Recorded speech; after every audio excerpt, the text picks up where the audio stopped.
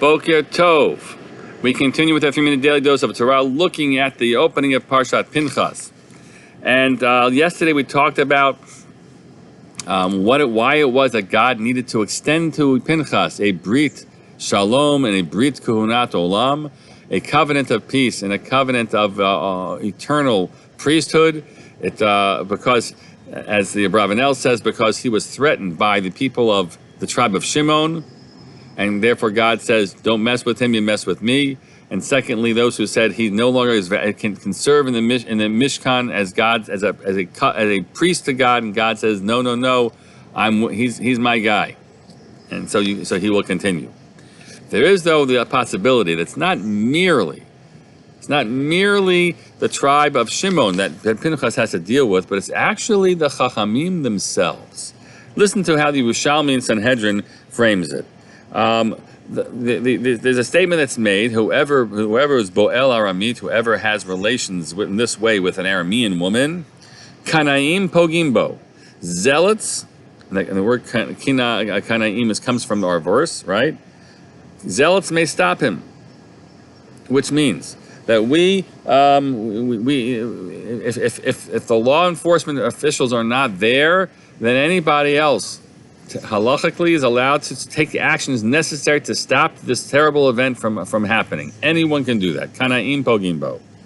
And then the Yerushalmi goes on to say that this was not beratzon chachamim, this was against the will of the sages. The sages didn't like this halacha. It's the halacha, and they said, but that's counter to our wishes. Because, it seems, right, they feared what will happen if we allow people to take the law into their own hands.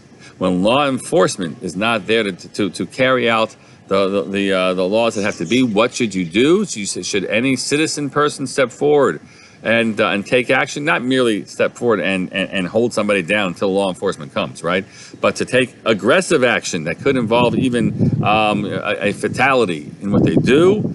So the Chachamim apparently said, however terrible it is for those events to be happening between those, the people who are cavorting, I keep on using that word here, right? And indeed, the pure halacha is they should be stopped by any means. We're more afraid of vigilantism than we are of that.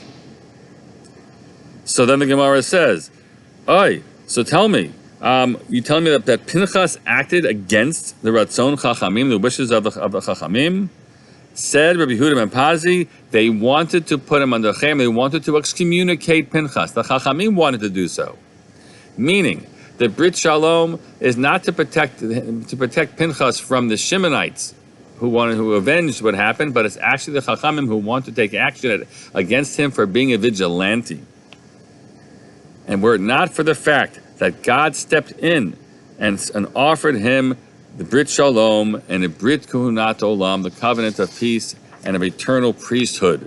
It was God's way of basically saying, in this case, you might not like vigilantism in general, but Pinchas is going to be an exception to the rule. Really fascinating reading of our text. Have a good day.